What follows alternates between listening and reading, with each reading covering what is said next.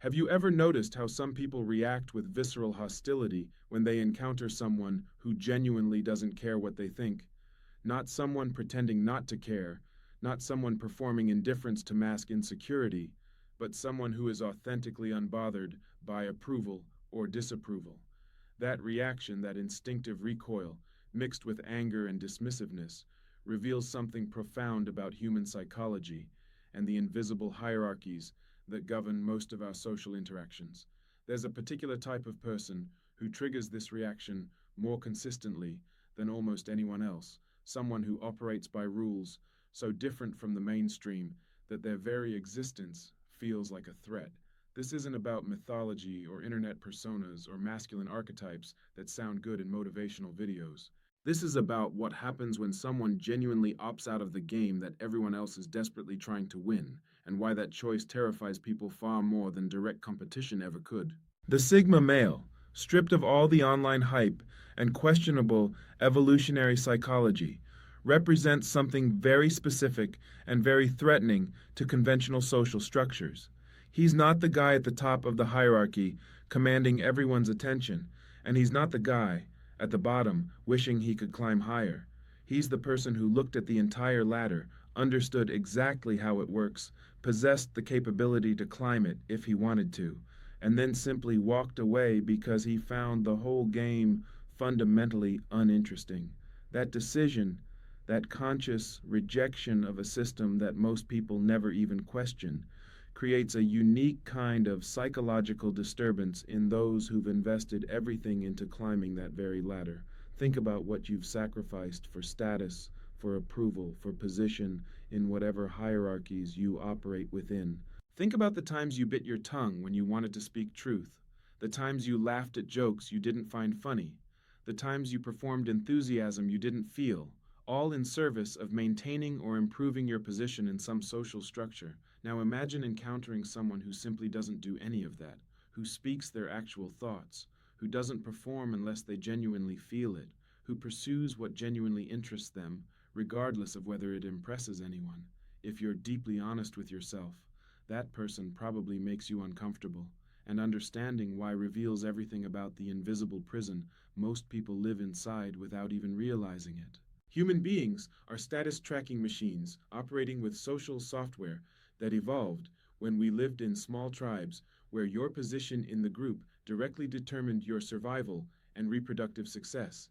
Your brain developed incredibly sophisticated mechanisms for monitoring where you stand relative to others, for seeking approval from high-status individuals, for feeling anxiety when you risk losing position, and for constantly adjusting your behavior to maintain or improve your standing. We organize ourselves into countless overlapping hierarchies at work, in families, among friends, in hobby communities, on social media, and in virtually every domain of human interaction. Within each hierarchy, most people unconsciously engage in constant status monitoring and status signaling, adjusting their behavior to maintain or improve position, reading subtle social cues to understand where they stand, feeling genuine threat when others rise in status, seeking approval from those above them, and competing with peers at similar levels. This all operates largely below conscious awareness. People don't explicitly think they need to signal higher status than their colleague, but they find themselves mentioning their recent promotion in conversation, wearing particular brands that signal success, or subtly putting down others' ideas in meetings. These behaviors feel natural and inevitable because they're deeply wired into human psychology and reinforced by every social interaction from childhood onward. The Sigma male represents a fundamental threat to this entire system because he's genuinely opted out of the game completely. He doesn't compete for status because he doesn't value it. He doesn't seek approval because he validates himself internally. He doesn't adjust his behavior based on social feedback because he's guided by internal principles rather than external reinforcement. He doesn't feel threatened by others' success because he doesn't measure himself against them. This independence from the status system creates several profound threats to those who remain embedded within it. When you've invested enormous energy into climbing a particular hierarchy, when you've made real sacrifices for status, when you've compromised your values to maintain social standing, When you've organized your entire sense of self-worth around your position relative to others, encountering someone who genuinely doesn't care about any of that feels psychologically destabilizing. If status doesn't actually matter, then what was all that striving for? If social approval isn't important, why did you twist yourself into uncomfortable shapes to earn it? If the hierarchy is actually optional, what does that say about your decision to compete within it? These questions, even when they remain completely unspoken and unconscious, create enormous psychological discomfort that has to be resolved somehow. The human mind protects itself from this kind of cognitive dissonance through several predictable defense mechanisms. The first defense is dismissal. They convince themselves the Sigma male is just socially awkward, doesn't understand how things really work, is coping with failure by pretending not to care, or will eventually learn better when reality teaches him harsh lessons. This dismissal allows the insecure person to maintain their worldview without seriously examining it. The second defense is prediction of failure, insisting that the Sigma male's independence will inevitably lead to loneliness, professional stagnation, social isolation, and eventual regret. These predictions serve to reaffirm that the conventional path is not just one option among many, but the only path that leads to good outcomes. The third defense is moral criticism, framing the Sigma male's independence as selfishness, arrogance, antisocial behavior, or failure to fulfill social obligations. This reframes what's actually just a different value system as a moral failing, which allows the critic to feel superior rather than threatened. The Sigma male also exposes the performative nature of most social behavior in ways that make people deeply uncomfortable. Most people engage in elaborate social performances throughout their day, adjusting their personality, opinions, and behavior to suit different audiences. They're one person with their boss, another with their subordinates, another with their friends, another on social media, and perhaps someone entirely different when alone.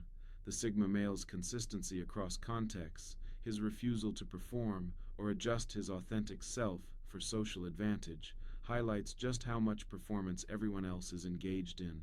This can feel like an implicit criticism, even when no criticism is intended. If he doesn't need to carefully manage his image and adjust his personality for different audiences, it suggests that all that careful social management other people engage in might be unnecessary or even a sign of weakness. There's also something threatening about someone who demonstrates that approval is entirely optional. For status-oriented individuals, approval from others functions almost like oxygen, a constant need that must be met to feel psychologically safe and valuable. They orient enormous amounts of their behavior around securing approval.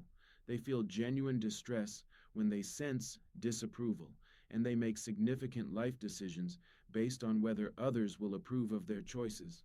The Sigma male's indifference to approval threatens this entire worldview by demonstrating that someone can function perfectly well, even thrive, without constant external validation. If he doesn't need their approval, it diminishes their power over him. If he's genuinely fine without validation, it raises uncomfortable questions about why they need it so desperately. The Sigma male also can't be controlled through normal social mechanisms, which makes him particularly threatening to anyone who relies on these mechanisms to maintain power or position.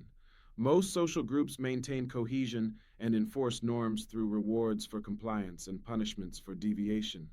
High-status members can grant or withhold approval, include or exclude people from opportunities, spread positive or negative information about someone's reputation, and generally make life easier or harder based on conformity to group norms. These mechanisms work beautifully on people who value their position within the hierarchy and fear exclusion. They fail completely on someone who doesn't particularly value membership in the group, doesn't care about the rewards being offered, and isn't frightened by the threatened punishments. A boss who rules through intimidation and social manipulation finds the Sigma male essentially unmanageable because he doesn't respond to these tactics. You can't intimidate someone whose self-worth doesn't depend on your approval. You can't manipulate through office politics someone who isn't competing for status. One of the most profound reasons Sigma males terrify insecure people relates to what we might call the mirror effect. Every person carries within them not just who they currently are, but also shadows of who they might have become had they made different choices at crucial moments. For most people embedded in conventional status hierarchies, there exists some part of themselves that once wanted to be more independent, more authentic, more true to personal values rather than social expectations. That part got suppressed over time through 1,000 small compromises that seemed entirely reasonable at the time. You tell yourself you're being strategic when you bite your tongue instead of speaking an uncomfortable truth. You tell yourself you're being professional when you laugh at the boss's terrible jokes. You tell yourself you're being realistic when you abandon a dream that doesn't fit the approved path to success. When someone living this kind of compromised life encounters a Sigma male living according to his own values, operating independently of social approval, and seemingly content outside the hierarchies they've invested everything in, it activates that suppressed part of themselves. This creates profound psychological discomfort because it raises painful questions that most people desperately don't want to examine. What if I had been braver at crucial moments? What if I had trusted my own judgment more? What if I hadn't sacrificed my authenticity for acceptance? What parts of my true self did I kill to fit into these boxes? The insecure person may find themselves irrationally angry at the Sigma male, inventing reasons why his lifestyle is wrong, foolish, or doomed to failure. This criticism serves a crucial psychological function because it defends their own choices by attacking the alternative. If they can convince themselves and others that the Sigma male's path is objectively wrong and leads to bad outcomes, then their own path must be right, and they can avoid the uncomfortable self-examination that honest comparison might trigger.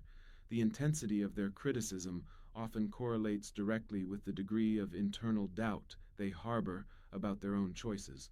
The person who is genuinely content with their conventional path can observe the Sigma male's different approach with curiosity or indifference. The person who has deep suppressed doubts about whether their sacrifices were worth it will react with hostility and urgent need to tear down the alternative path. This brings us to another crucial element of why Sigma males are so threatening. They demonstrate that there are multiple viable ways to live and find meaning, which undermines the social proof that makes most people feel secure in their choices. Humans rely heavily on social proof, the psychological phenomenon where we look to others' behavior to determine what's correct, appropriate, or valuable. When most people around you are doing the same things, pursuing the same goals, and valuing the same outcomes, it creates a powerful sense that this must be the right way to live. The Sigma male threatens this social proof mechanism by demonstrating that the majority consensus isn't actually consensus. His very existence as someone who's opted out of conventional paths and hierarchies, and who seems to be doing fine or even thriving by his own metrics, suggests that these conventional paths are optional rather than mandatory, chosen rather than inevitable. This dynamic plays out powerfully in workplace environments where organizational hierarchies are clearly defined and climbing them is treated as the obvious and only sensible goal for anyone with ambition. Most employees buy into this system completely, competing for promotions, seeking recognition from superiors, and validating each other's participation in the corporate status game. A Sigma male in this environment who does genuinely excellent work but shows zero interest in climbing the ladder, who doesn't politic for promotions, who doesn't seek validation from management, threatens the entire system's legitimacy. His indifference suggests that all that frantic striving might be optional, that the rewards being competed for might not actually be worth the cost everyone's paying. The reaction often manifests as criticism, carefully framed as concern. Colleagues might warn the Sigma male that he's limiting his career prospects, that he needs to play the game to get ahead. This ostensible concern usually masks a deeper anxiety about what his choice represents.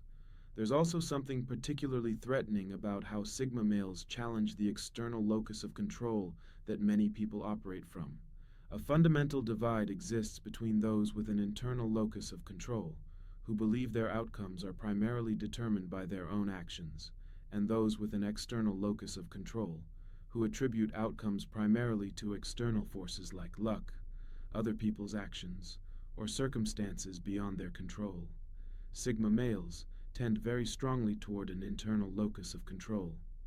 They believe they're fundamentally responsible for their lives, and their success or failure is primarily a function of their own choices and efforts, rather than external validation.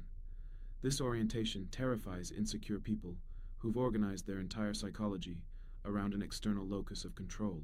For these individuals, their sense of worth, success, and identity comes from outside themselves, from others' opinions, from their position in various hierarchies, from external markers of achievement. They've essentially outsourced their self-esteem to external sources, which leaves them psychologically vulnerable. When someone with a strong external locus of control encounters a sigma male operating from internal control, it highlights how much power they've given away. The sigma male demonstrates that it's actually possible to validate yourself, to assess your own worth, independent of others' judgments, to determine your own path, without constant reference to what others think you should do. For someone who's never developed this internal capacity, and instead relies entirely on external feedback to know whether they're valuable or successful, this independent self-validation seems almost magical or impossible. It can trigger profound insecurity because it suggests they're missing some fundamental capacity that other humans have managed to develop. This dynamic often manifests in accusations that the sigma male is arrogant or unwilling to listen to feedback. These accusations fundamentally miss the point. The sigma male typically does listen to others and genuinely considers their perspectives. What he doesn't do is require others' approval to proceed with his own judgment. He can receive feedback without needing to be defined by it. He can acknowledge others' opinions without feeling compelled to conform to them. What makes this even more threatening is that the sigma male's authentic power operates according to completely different rules than conventional forms of power. Society primarily recognizes positional power from formal authority, social power from status and networks, and economic power from wealth. These forms of power are fundamentally external and relational. They exist only in relationship to others and depend on maintaining specific social structures. The sigma male possesses what we might call authentic power, which derives from genuine self-knowledge, actual competence, real emotional independence, and internal psychological integration. This power doesn't depend on anyone else recognizing it or maintaining systems that confer it. It simply exists as a function of who he is and what he's genuinely capable of. This authentic power is deeply threatening because it can't be taken away through normal mechanisms. You can strip someone of their job title and remove their positional power. You can exclude someone from social circles and diminish their social power, but you fundamentally cannot remove someone's actual competence, their self-knowledge, or their emotional independence through any external action. Understanding why sigma males terrify insecure people ultimately reveals something profound about how most people actually live their lives. The majority of people are trapped in systems they never consciously chose, competing for rewards they're not sure they actually want, seeking approval from people whose opinions they don't necessarily respect, and adjusting their behavior based on social feedback rather than internal values. They do this not because they're weak or foolish, but because these patterns are deeply wired into human psychology and continuously reinforced by every social interaction. The sigma male's greatest threat isn't that he competes better or achieves more by conventional metrics. His greatest threat is that he demonstrates these systems are optional, that there are other ways to live, that approval isn't necessary, that status is a choice rather than a requirement, and that authentic independence is actually possible. For people whose entire psychological structure depends on these systems being mandatory and universal, this demonstration feels existentially threatening. It's not really about the sigma male at all. It's about the uncomfortable questions his existence forces into awareness. Questions about paths not taken, authenticity sacrificed, power given away, and lives built on foundations that might not be as solid as they seemed. The hostility sigma males encounter isn't really directed at them personally. It's directed at the mirror they hold up, showing people reflections they desperately don't want to see.